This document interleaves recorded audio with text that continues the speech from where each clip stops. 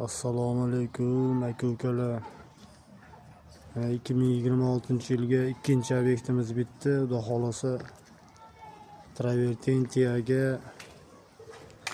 ichkarida malyarka ishlari qilib berildi. Xudo xolasa kimga shunaqa xizmatlar kerak bo'lsa, ekrandagi nomerga aloqaga chiqaverasizlar.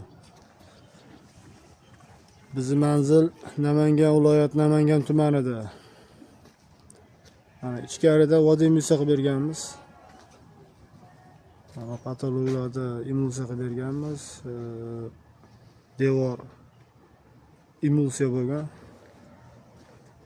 Mana. Hop. Attachment qilib berganmiz.